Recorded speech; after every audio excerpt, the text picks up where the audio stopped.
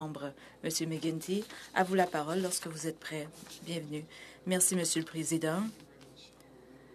Merci, honorable membre du comité, de votre invitation aujourd'hui à prendre la parole alors que vous abordez le sujet des cybermenaces à l'endroit de l'infrastructure de défense du Canada.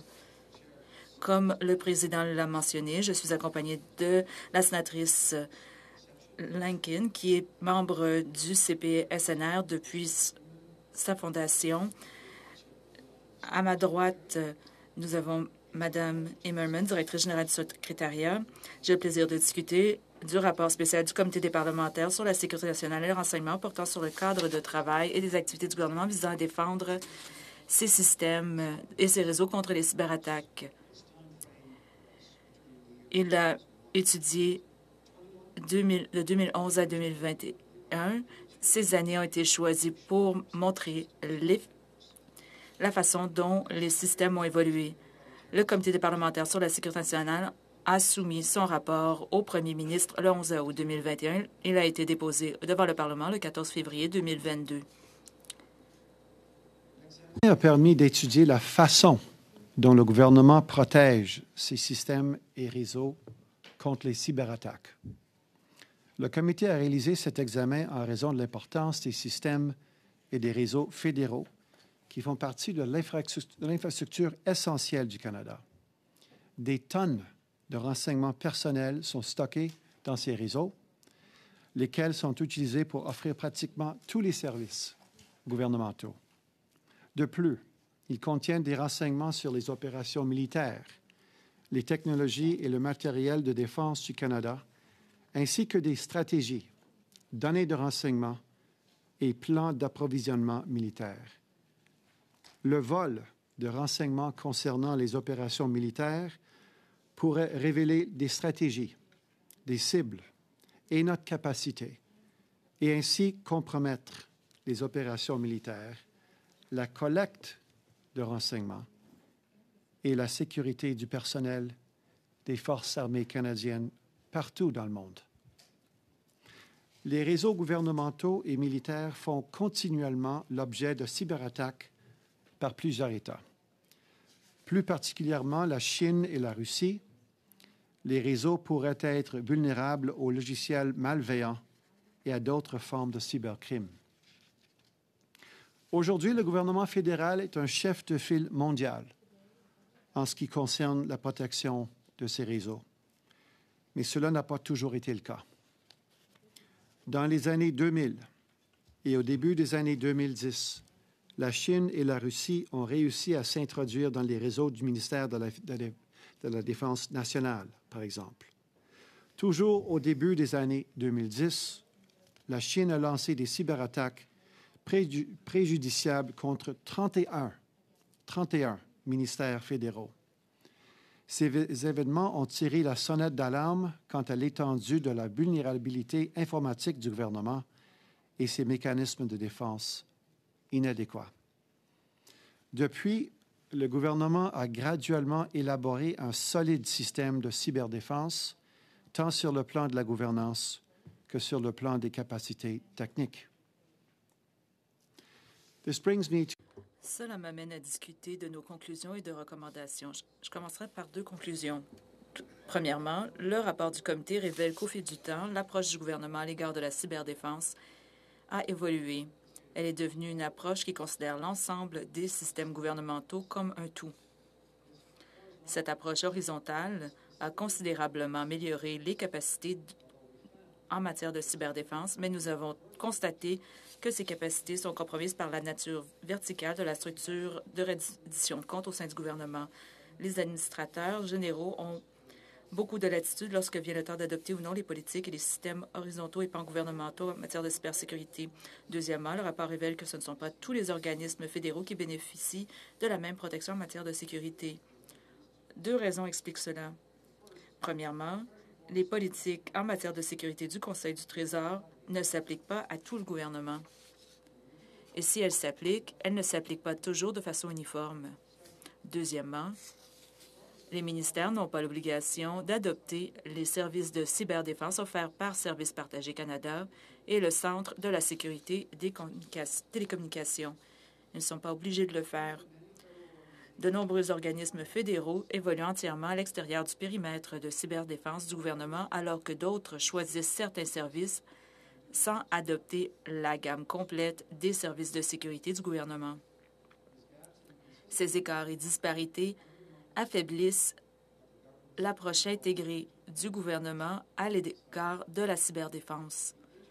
L'interdépendance des systèmes gouvernementaux signifie que le périmètre de cyberdéfense du gouvernement est aussi solide que son maillon le plus faible. Par exemple, le rapport du comité révèle que le ministère de la Défense nationale est responsable de surveiller ses propres réseaux. Bien que le comité n'a pas examiné la cybersécurité du ministère de la Défense ou d'autres ministères en particulier, il est persuadé que les ministères qui bénéficient des services de cybersécurité de Services partagés Canada et du Centre de la sécurité des télécommunications sont beaucoup mieux protégés que ceux qui n'en bénéficient pas. Comme le comité l'explique dans son rapport, les outils de défense dynamique du Centre de sécurité des télécommunications, ou CST, sont de renommée mondiale et sont mis à jour constamment. Puisque le comité n'a pas examiné le cas du ministère de la Défense nationale en profondeur, il est heureux d'entendre ce que votre comité envisage d'examiner dans le système de cybersécurité de ce ministère. Le fait d'étendre le périmètre de cyberdéfense créé par Services partagés Canada et le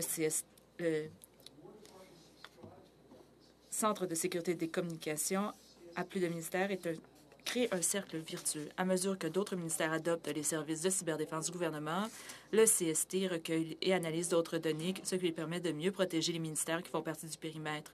Même si la protection offerte par Services partagés Canada et le CST n'arrivera jamais à contrer toutes les menaces, les services qu'ils offrent donnent ensemble la meilleure chance de protéger les données et les systèmes du gouvernement. Avec toutes ces considérations, le comité a formulé deux recommandations. Premièrement, le comité recommande au gouvernement de continuer de renforcer son approche intégrée à l'égard de la cyberdéfense tout en suivant l'évolution de la technologie et du contexte des menaces. Deuxièmement, le comité recommande au gouvernement d'amener tous les organismes fédéraux dans le périmètre de cyberdéfense et de leur fournir la gamme complète des outils de cyberdéfense.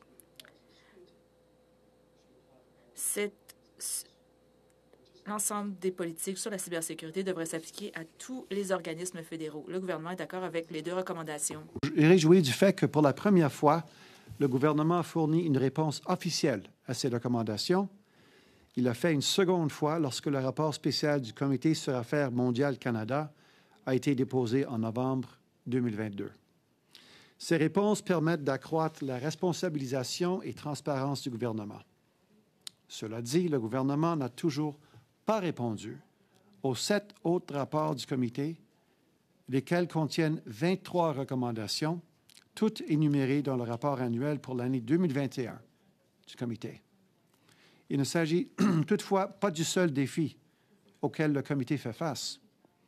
Il se heurte également à 3 défis relatifs à l'obtention des renseignements auxquels il a droit en vertu de la loi et dont il a besoin pour remplir son mandat. En tant que comité, nous faisons face à 3 défis pour obtenir les informations auxquelles il a droit en vertu de la loi et dont il a besoin pour remplir son mandat. D'abord, plusieurs ministères ont évoqué des raisons ne s'inscrivant pas dans les exceptions législatives de la loi sur le comité des parlementaires sur la sécurité nationale et le renseignement pour justifier leur refus de fournir des renseignements. Ils ont notamment refusé à tort de fournir des courriels pertinents à une étude ministérielle. Ensuite, plusieurs ministères ont, de manière sélective, refusé de fournir des renseignements, même si ces renseignements s'inscrivaient dans une demande d'information présentée par le comité. Enfin, le comité craint que les ministères aient une interprétation trop large de ce que signifie renseignement privilégié. Ces ministères avaient l'obligation de divulguer au comité la nature et le nombre de documents pertinents qui sont tenus confidentiels ainsi que la raison pour laquelle ils le sont. Il serait plus facile de résoudre ces problèmes. Cette année, le Parlement doit entreprendre un examen approfondi de la loi sur le comité des parlementaires sur la sécurité nationale et le renseignement, bien que le comité se réjouisse à la perspective d'éventuellement soumettre des recommandations afin de réformer la loi. J'aimerais mentionner dès aujourd'hui que la loi pourrait être modifiée dans le but d'améliorer l'accès du comité aux renseignements du gouvernement. En conclusion, j'aimerais souligner que tous nos rapports témoignent du travail acharné de mes collègues au sein du comité. Le rapport sur la cyberdéfense n'est qu'un autre exemple d'un examen unanime et impartial d'une activité gouvernementale primordiale, lequel a été réalisé par un comité composé de sénateurs et de députés dotés d'une habilitation et de sécurité adéquate et issus de tous les partis et groupes majeurs. Merci pour votre attention. Merci beaucoup, M. McGuinty. C'est un commentaire important que vous avez mentionné à la fin. Je suis certain qu'il y aura beaucoup de questions. Avant de passer aux questions, j'aimerais rappeler aux participants dans la salle de ne pas s'approcher trop près du micro et de faire attention à leur oreillette. Cela empêchera d'avoir des retours de son qui pourraient nuire à l'ouïe. Pour s'assurer que chaque membre puisse participer, puisque M. McGuinty, Mme Inman et M. Bhatia sont seulement pour 1 heure, les questions seront limitées à 4 minutes. Nous allons commencer avec le vice-président, sénateur Dagenet. Président, merci. Content de vous revoir, M. McGuinty.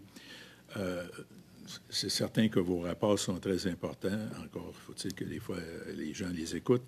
Mais moi, j'aimerais ça qu'on parle brièvement des procédures de travail lorsque vous produisez un rapport comme celui, entre autres, de 2019, où déjà là, il était question d'ingérence étrangère. Un brefage de sécurité. Quant à moi, je pense que c'est l'un des éléments les plus importants dans la gouvernance d'un pays. Alors, je vous demanderais, comment le premier ministre est-il informé du rapport? Est-ce qu'il est informé personnellement ou par personne interposée? Et quand il est informé de, mettons, de l'ingérence, entre autres, quelles sont les personnes qui sont présentes à ce moment-là? Bien, premièrement, le comité ne prend pas les décisions facilement ou légèrement au niveau du choix de sujets. Il y a des critères qu'on utilise pour arriver à un choix final. C'est une question de délibération entre tous les membres du comité. Et là, on procède avec le travail.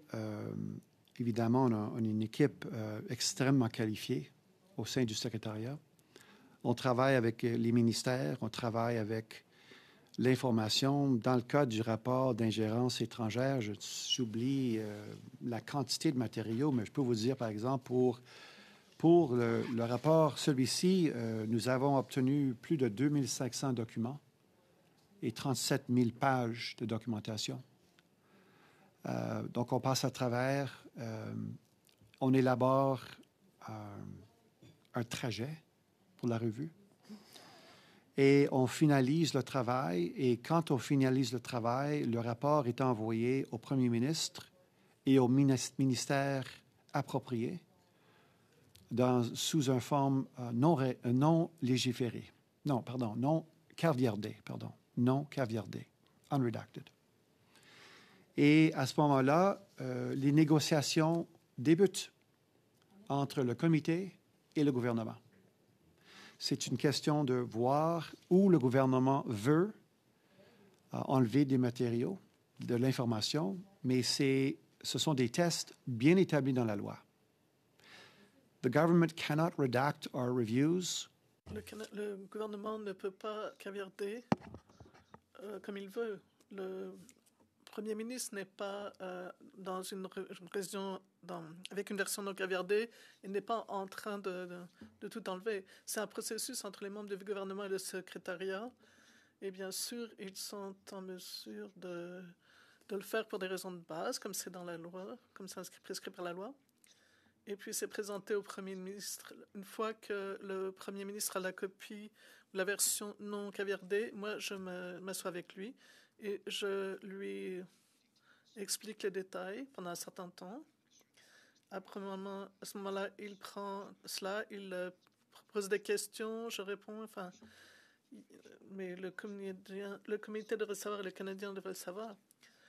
Le comité essaye d'être plus transparent que moi pour l'intérêt des Canadiens. Donc, c'est comme ça que le processus fonctionne sur une période de temps.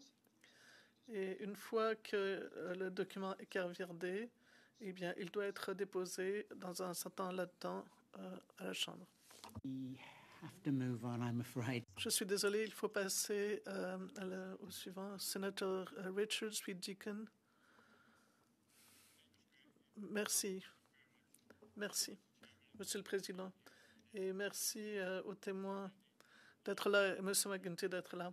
J'ai 2 questions rapides qui pourraient déjà avoir une réponse.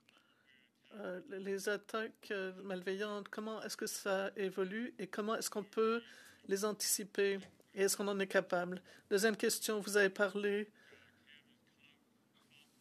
d'une confiance, des renseignements disons, secrets du cabinet. Comment est-ce que vous gérez cela? Une chose avec laquelle le comité a été vraiment frappé, c'est la rapidité, la multiplicité, le nombre, la différente catégorie des personnes qui le faisaient, que ce soit un État, un non-étatique, à l'intérieur du pays, à l'extérieur. Parfois, les acteurs étrangers agissent par l'intermédiaire de criminels, d'éléments criminels.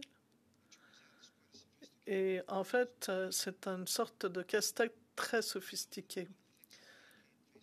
Alors, ce que nous avons vu, c'est la rapidité avec laquelle tout change et que tout accélère, en fait.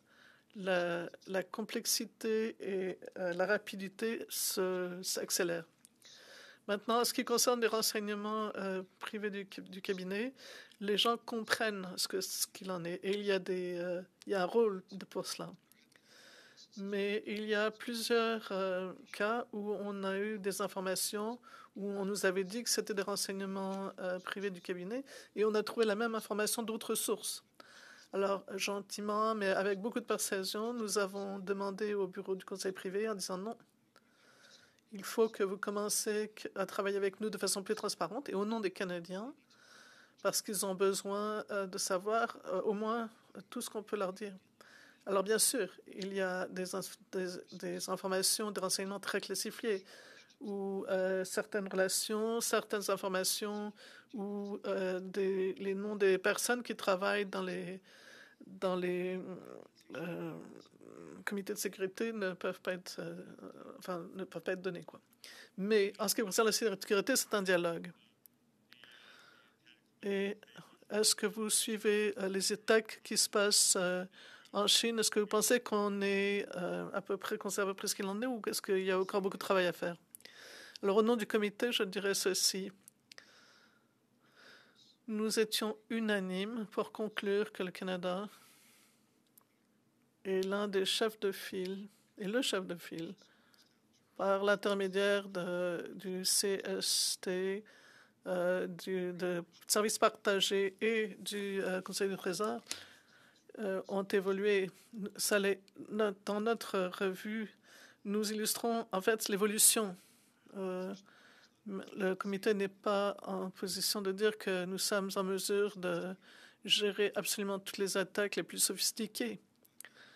Mais nous avons un système très solide et même le Royaume-Uni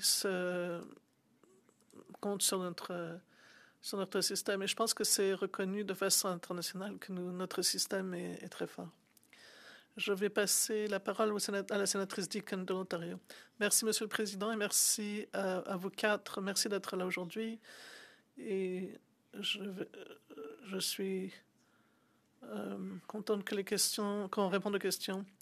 Je me rappelle où j'étais quand le rapport de 2019 a été déposé et le travail du comité, comme vous dire, est vraiment un très grand travail.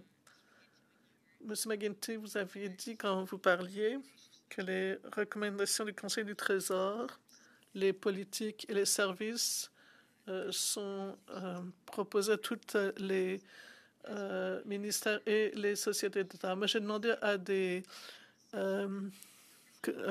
témoins, mais ils m'ont dit que le travail était en cours, mais que c'était plutôt volontaire. Et c'est ce qu'on nous a dit. Et ça fait un moment que les recommandations du comité ont été envoyées au Premier ministre. Là, je me demandais, est-ce que vous comprenez pourquoi ça prend si longtemps pour que les sociétés d'État tombent sous le coup de la sécurité du Conseil du Trésor? Et aussi que certains ne peuvent pas reconnaître l'urgence d'une protection de cybersécurité. Je vais peut-être commencer et après vous pouvez rajouter quelque chose si vous voulez. Maintenant, pourquoi le gouvernement n'a pas été plus rapide par rapport à ces recommandations? Mais c'est une question qu'il faudrait demander au gouvernement et je vous encourage à le faire. Et on peut aussi appeler le conseil, le secrétaire du Conseil du Trésor.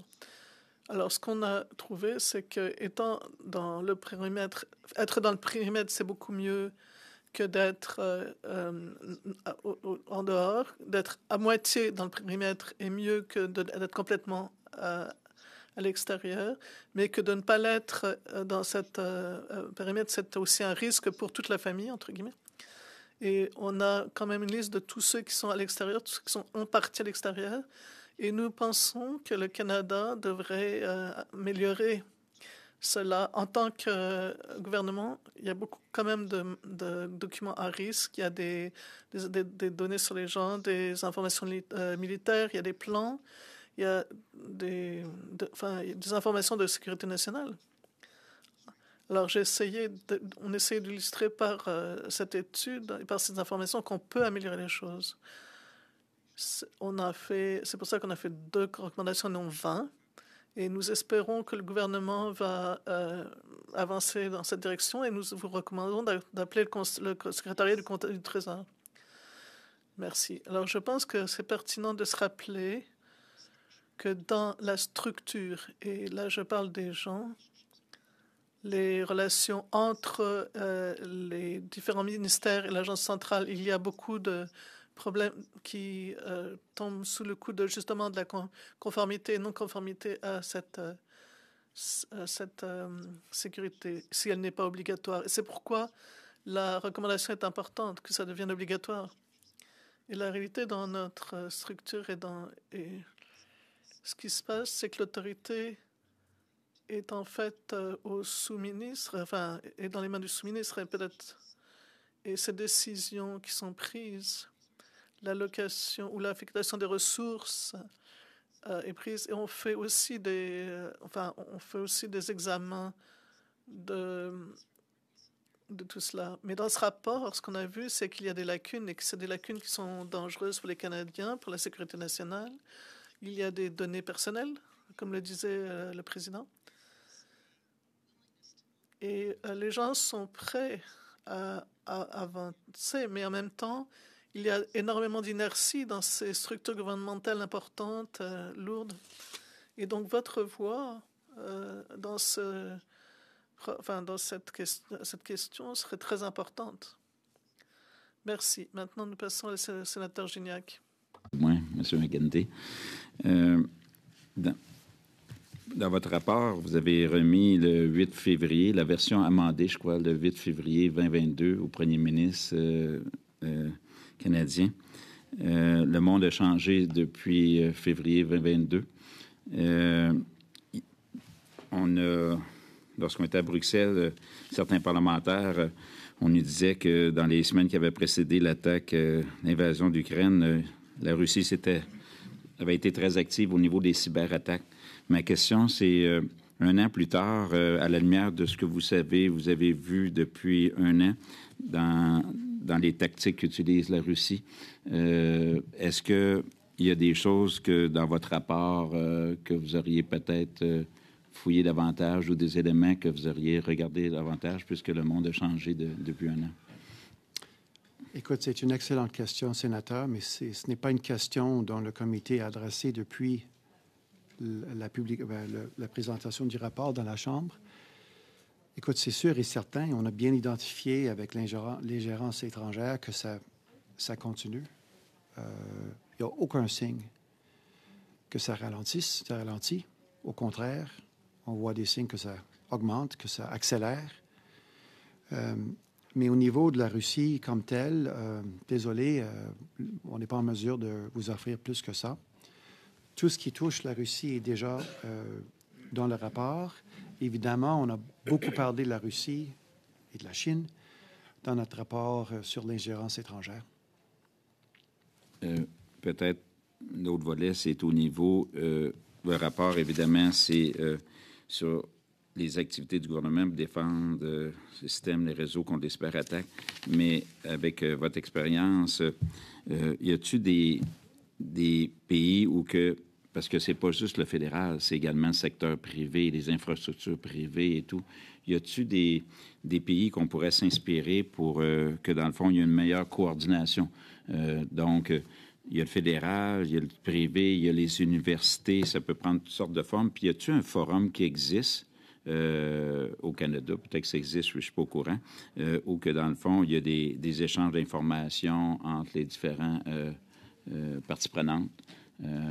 Pas qu'on sache, qu'on sait, sénateur, je ne sais pas s'il y a un forum au Canada, mais évidemment, CSI travaille de très près avec nos universités de plus en plus. Il y a de la question de la propriété intellectuelle, il y a la question des recherches, il y a beaucoup plus de dialogue maintenant avec les provinces. Évidemment, CSI est aussi en mesure de détecter, si c'est le bon mot en français, un problème.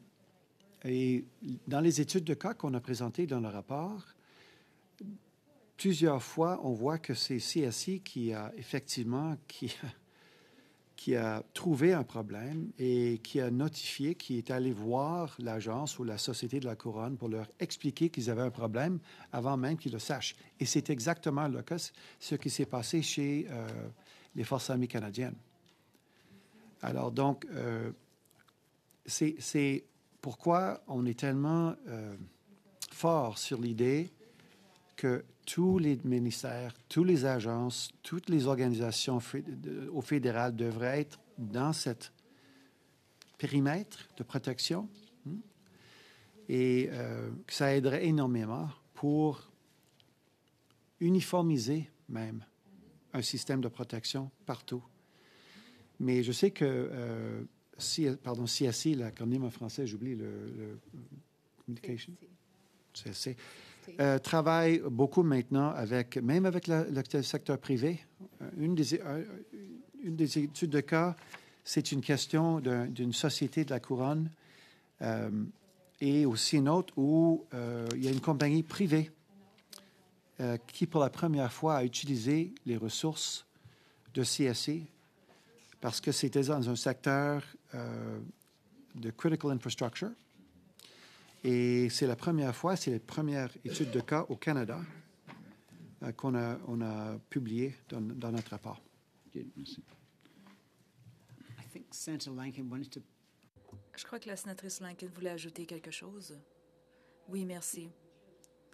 Le président l'a soulevé avec la question du secteur privé de leur infrastructure critique au pays. C'est un enjeu essentiel. Le CST fait un très bon travail. Le STRS aussi, de façon plus large, mais ils ne peuvent pas dire tout. Ils peuvent partager des ressources et des compétences, mais en termes de connaissances, ils ont des restrictions de sécurité nationale et les gens dans le secteur privé n'ont pas de code de sécurité. Il faut comprendre à quel point ce problème est grand. Ces attaques peuvent venir de différents endroits et elles peuvent frapper à différents endroits. Elles ont un impact sur notre économie, sur notre bien-être et sur les structures du gouvernement et ses relations. C'est une question importante que vous avez soulevée. Merci beaucoup, sénateur Youssef. Merci, Monsieur le Président. Merci à vous tous d'être avec nous et de votre rapport. Ce qui est positif, ce sont les recommandations. C'est la bonne nouvelle. Plus surprenant, c'est le fait que les ministères ne collaborent pas pleinement.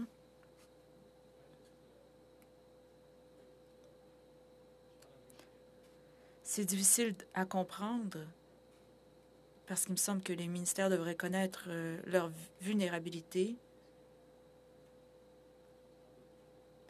et pourraient vous aider à améliorer le système, comme vous êtes un comité non partisan. La révision de la loi pourrait permettre d'améliorer les choses.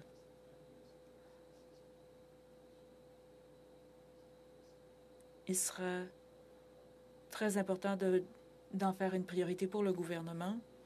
Les vulnérabilités sont encore présentes. Vous vous reflétez sur le fait que cela devrait aller de l'avant. L'une des choses qu'on veut faire dans l'examen, c'est d'être pratique et d'attirer l'attention du lecteur. Nous allons illustrer ce qui pourrait se produire. Voilà pourquoi les 6 études de cas, que ce soit l'étude sur la Chine, qui ciblait 31 ministères avec 8 vulnérabilités, aussi les entreprises qui utilisent le CST pour la première fois. Il s'agit de l'étude de cas 3, l'attaque sur l'Agence du revenu du Canada, ou numéro 4, l'attaque sur le CNRC qui a causé 100 000 $ de dommages et nous avons perdu 40 000 dossiers. Numéro 5, l'attaque sur le ministère national de la Défense par un État étranger. Et l'étude de cas numéro 6, la plus préoccupante pour nous en 2020, où des systèmes de différentes entreprises ont été compromis, ainsi que de certains ministères.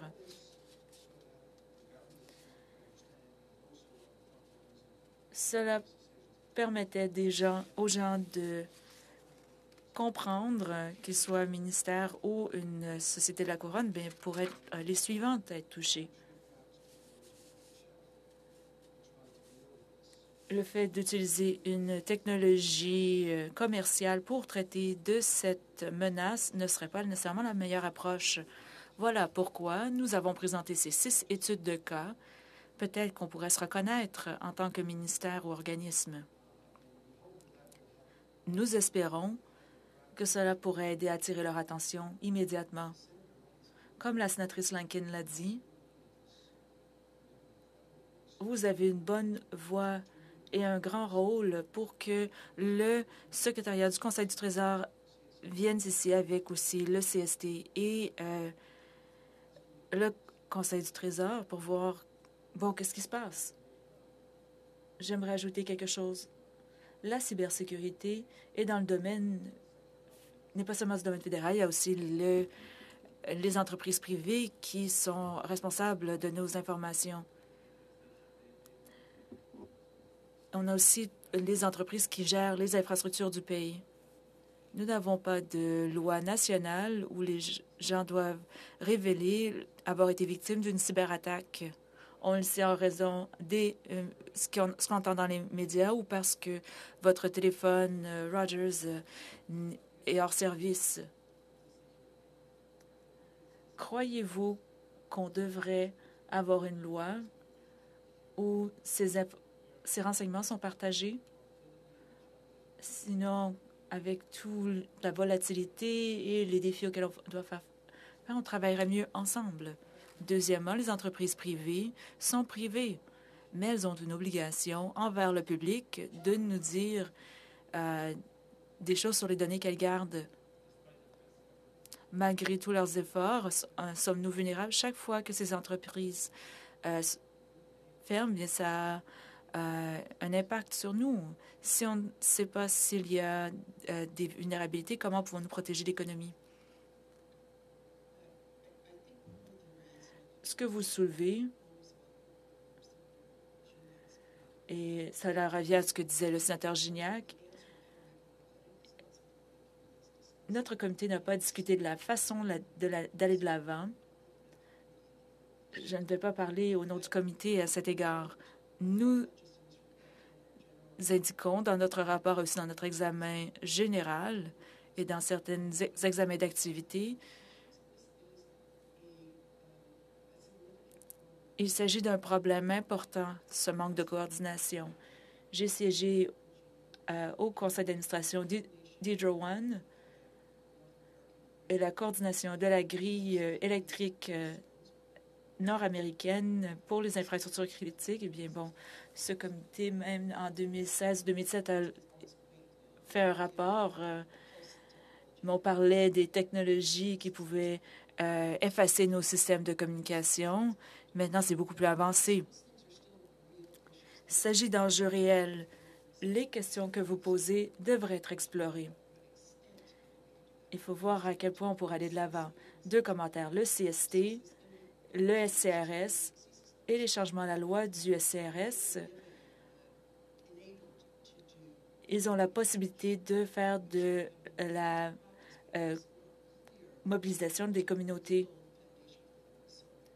Il n'y avait pas auparavant de fondation législative pour ce faire.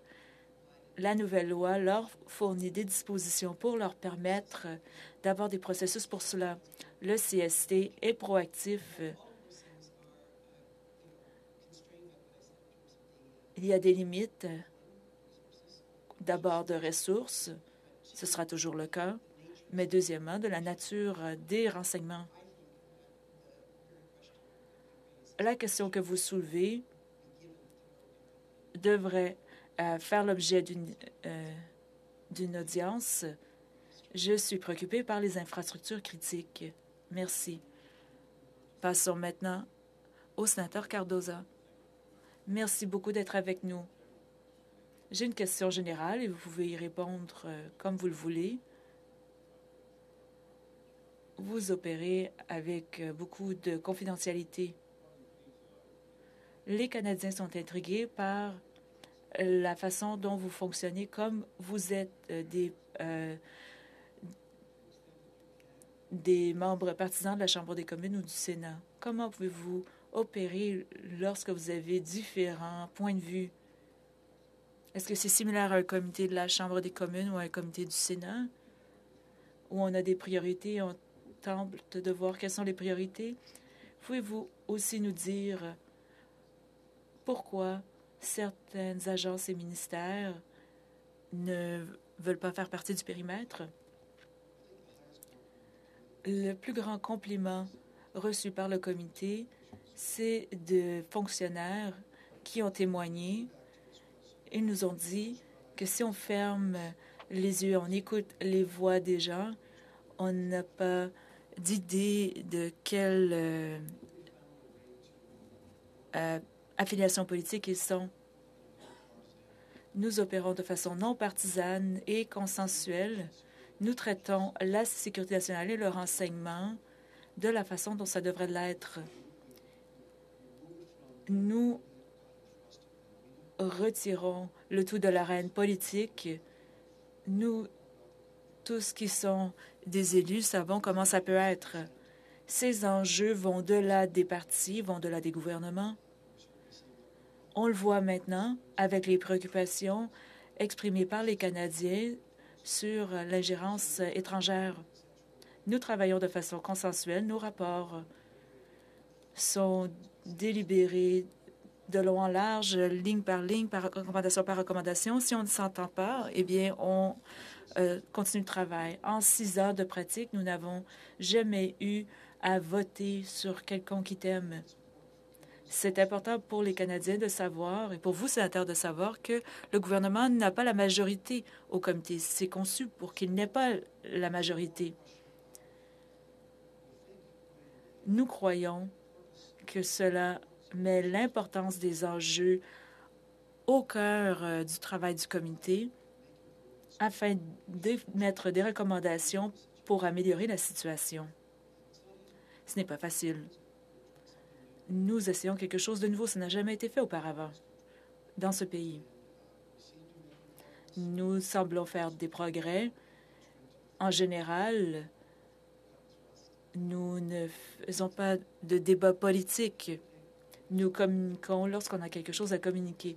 Aujourd'hui, nous croyons avoir quelque chose à mentionner. Lorsque nous aurons terminé notre évaluation sur l'ingérence étrangère, nous communiquerons. Nous sommes disciplinés. Nous avons des renseignements très confidentiel, alors il faut être discipliné. C'est notre façon dont on travaille. Nous choisissons les sujets selon différents éléments. Est-ce que c'est l'intérêt canadien? Est-ce que ça a déjà étudié? Est-ce que c'est public? Est-ce que c'est une priorité?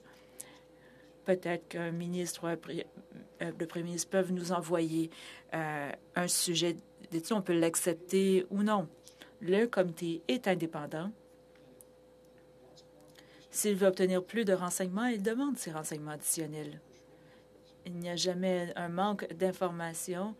Nous pouvons avoir 30, 40, 50 000 pages de documents par examen.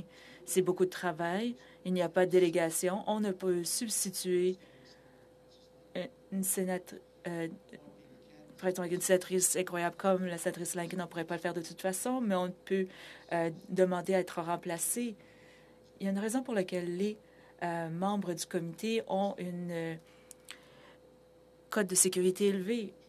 Et nous avons le privilège parlementaire. C'est un travail important. Nous tentons de faire notre travail pour les Canadiens. J'ai un commentaire rapide.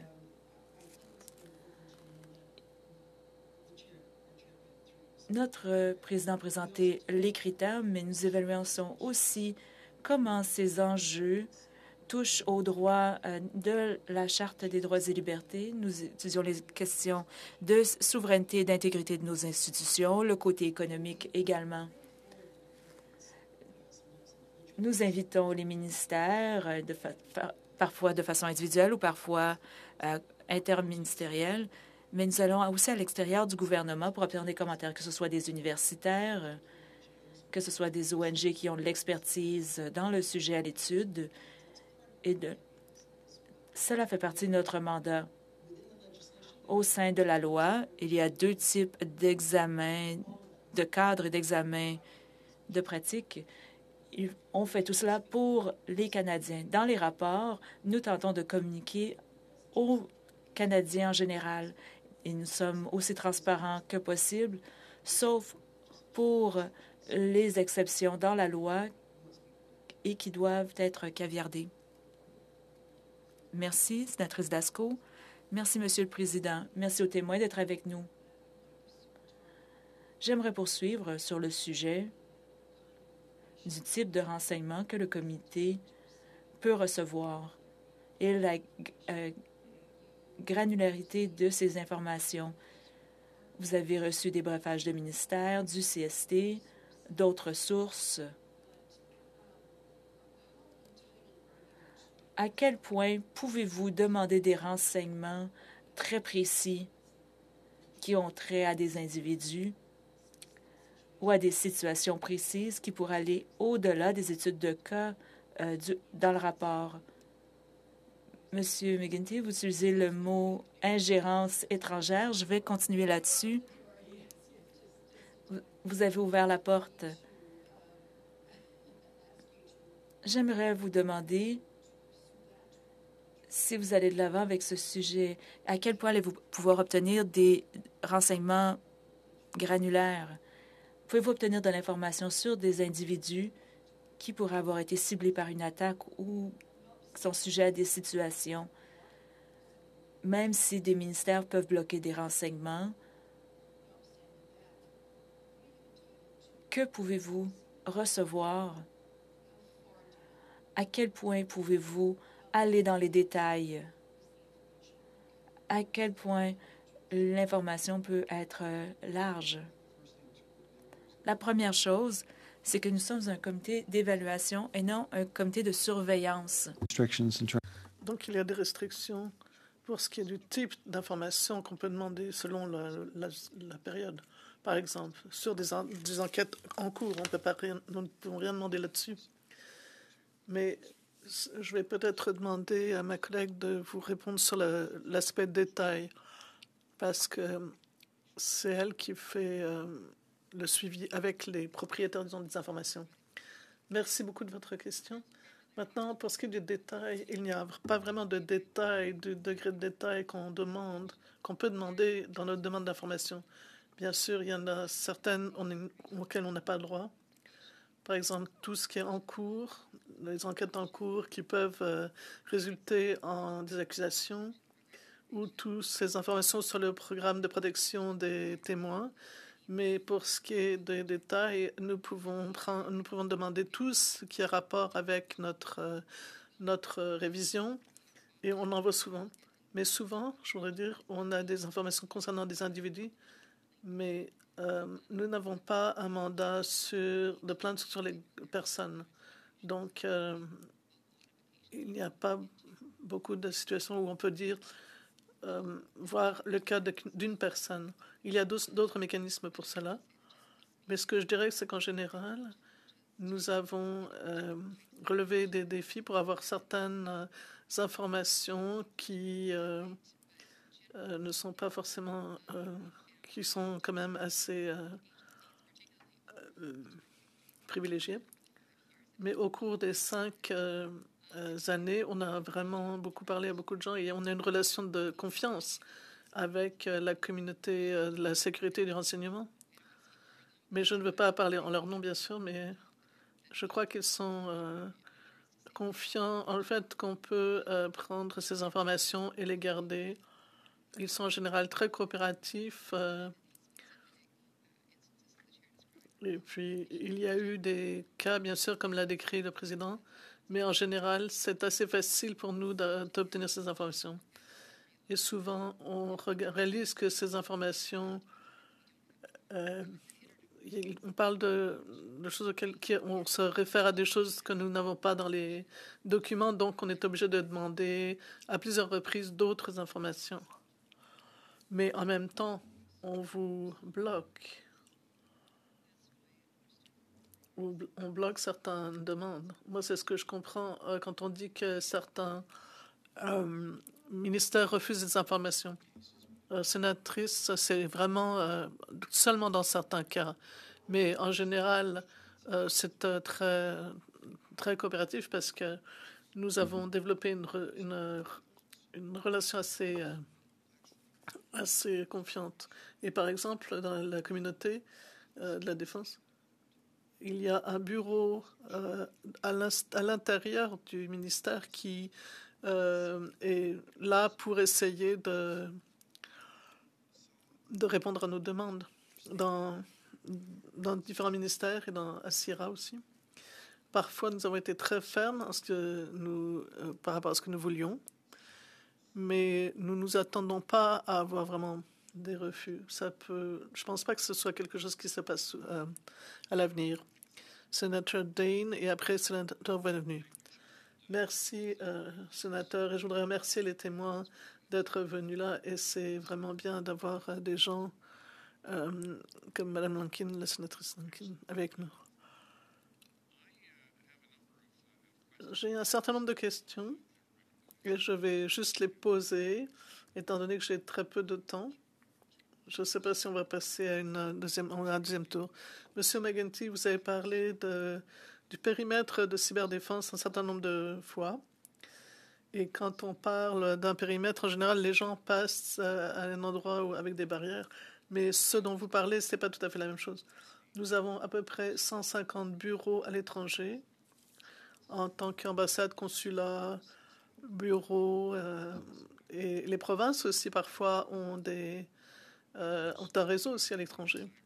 Alors, quand vous parlez de la cyberdéfense, du périmètre de cyberdéfense, et vous parlez du maillon de la chaîne le plus faible, c'est possible que ce soit un maillon qui soit à l'étranger et qui doit avoir une protection électronique.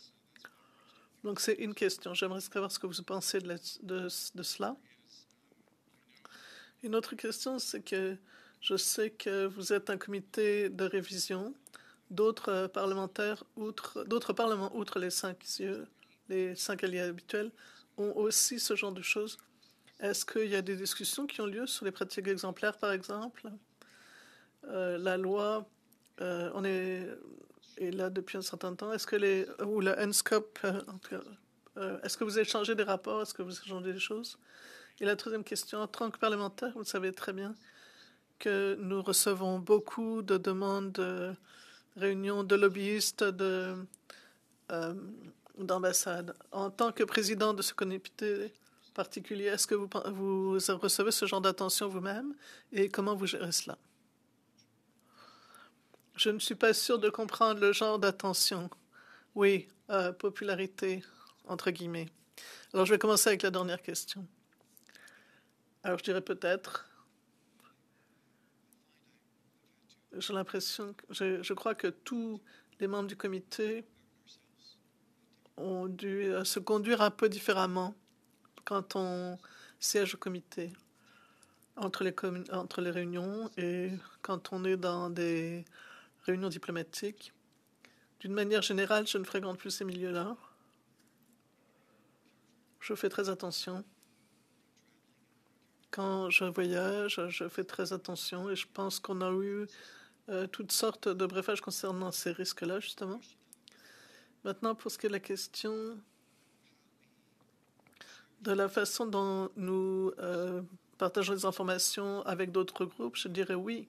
Nous avons des liaisons avec des comités du renseignement et de la sécurité dans différents pays. Nous avons eu aussi les membres du ISC au Royaume-Uni. On espère y aller. Eux, ils ont une tradition et une pratique assez longue. Et on a rencontré ceux de la Nouvelle-Zélande, ceux d'Australie, des homologues américains. Mais nous avons aussi d'autres ouvertures de toutes sortes de pays. Nous demandons comment on fait cela, par exemple la Roumanie, l'Israël, l'Afrique du Sud. Nous disons, est-ce que vous pourrez peut-être mettre en commun votre savoir-faire? Donc, nous essayons d'avancer. Et je pense que la première question, je vais demander peut-être demander à Nabil Bachia de vous donner quelques détails sur l'aspect technique. Merci, sénateur Dean, de votre question. Je voulais quand vous parlez du périmètre, en fait, on parle de 3 outils qui sont opérés par le CST. Et c'est de l'article Monsieur Courrier et du Centre de cybersécurité du Canada pour vous en parler. Et les 3 types de capteurs employés sont basés sur les réseaux, sur les nuages et sur autre chose. Et ils travaillent ensemble et qui sont sur des terminaux et ils ont des mesures comme des pare-feux avec 2 buts, identifier les activités malveillantes et 2, proactivement défendre tout cela contre les cyberattaques. Ils sont sans arrêt surveillés pour identifier de nouveaux comportements de cyberattaque ou de cybermalveillance et aussi planifier pour anticiper pour l'avenir. Merci. Et nous allons terminer ce tour avec le sénateur Boisvenu. Bienvenue, sénatrice. Bienvenue, David. C'est un plaisir de vous revoir aussi, Madame Iman. Bon, vous savez, on fait une étude sur la sécurité en Arctique. Et ce qu'on découvre, ce que j'ai découvert, je ne peux pas parler au nom de mes collègues, si ce n'était de la présence américaine via NORAD, le Canada serait en mauvaise posture au niveau de la sécurité nationale. Quand on pense à ce voisin dans le nord, la Russie, les Américains prennent une grande part de la sécurité pour le Canada. Également, les constats préliminaires qu'on fait, c'est que les équipements dans les forces armées, le personnel dans les forces armées est dans un piteux état. On est vraiment en retard là, sur la modernisation, sur l'optimisation des ressources au niveau des forces armées. Dans votre rapport 2022, vous avez parlé effectivement de la cyberdéfense du gouvernement. Le vol d'informations sur les opérations militaires pourrait mener au dévoilement de stratégies, etc. C'est un volet important de notre étude.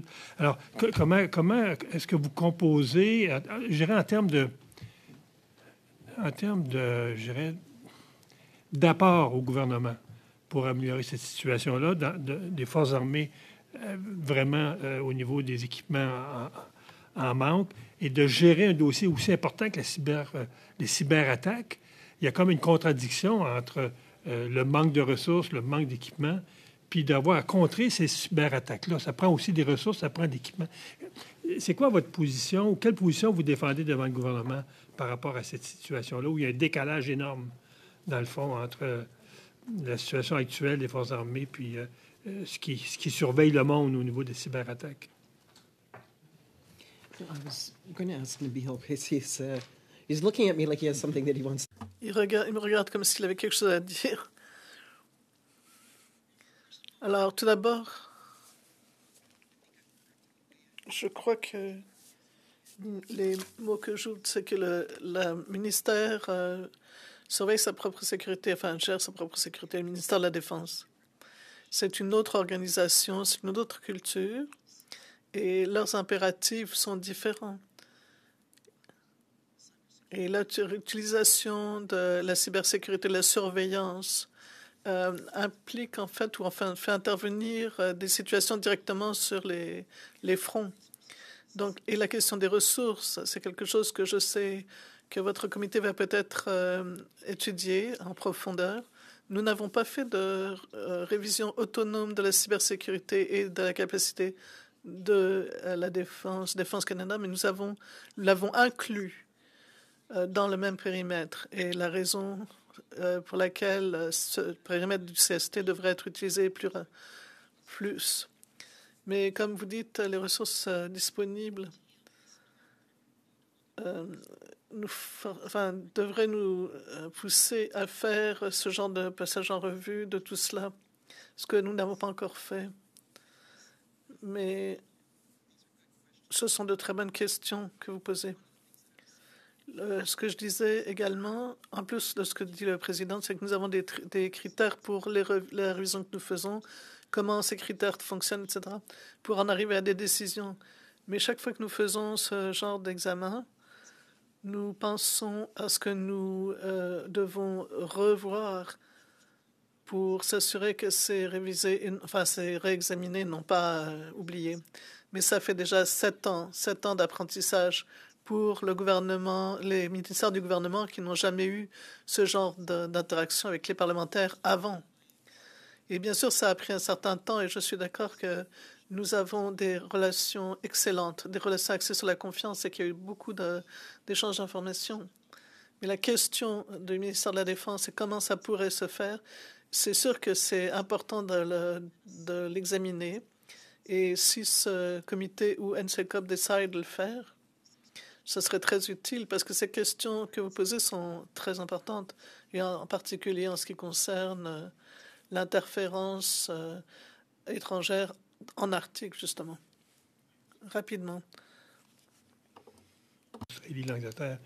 Est-ce que ce sujet-là, vos constats par rapport à nos partenaires, est-ce qu'ils vous ont emmené sur des pistes intéressantes sur lesquelles le Canada pourrait se baser pour améliorer sa performance au niveau de des cyberattaques? Et on obtient régulièrement la documentation, par exemple, du Royaume-Uni.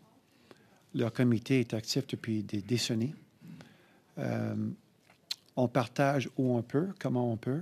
Évidemment, on n'est pas en mesure de partager ce qui est classifié.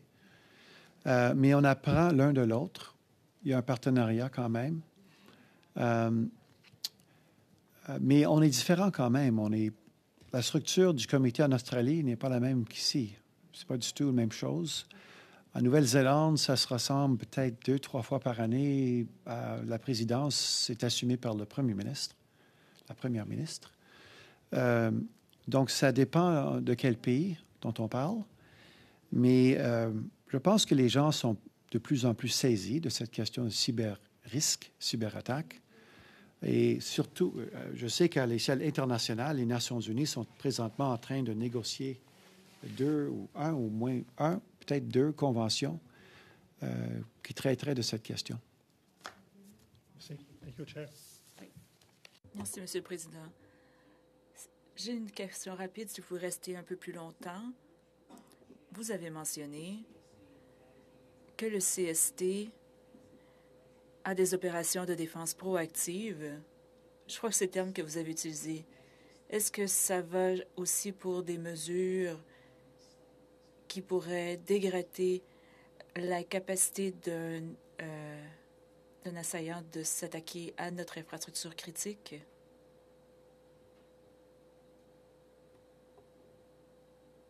I'm not sure. Je ne sais pas, Monsieur le Président.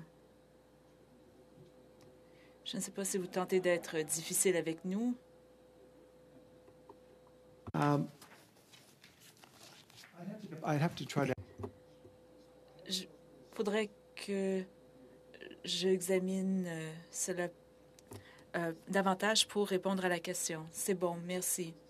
Cela nous amène à la fin de notre panel. J'aimerais remercier M. McGuinty, à la sénatrice Lankin, que nous sommes très heureux de voir être de retour, et à M. Bhatia. Merci d'avoir pris le temps d'être avec nous et d'avoir partagé votre expérience. Nous vous remercions pour votre travail au sein du CPSNR. En plus de votre travail quotidien, vous avez de grandes responsabilités. Nous sommes reconnaissants envers le travail que vous faites. Nous vous remercions. Je vous remercie au nom du comité et du Sénat du Canada et au nom des Canadiens. Nous vous souhaitons tout le meilleur dans le travail important que vous allez faire à l'avenir. Merci beaucoup. Nous allons maintenant suspendre brièvement avant de reprendre à huis clos pour le reste de la réunion. Merci.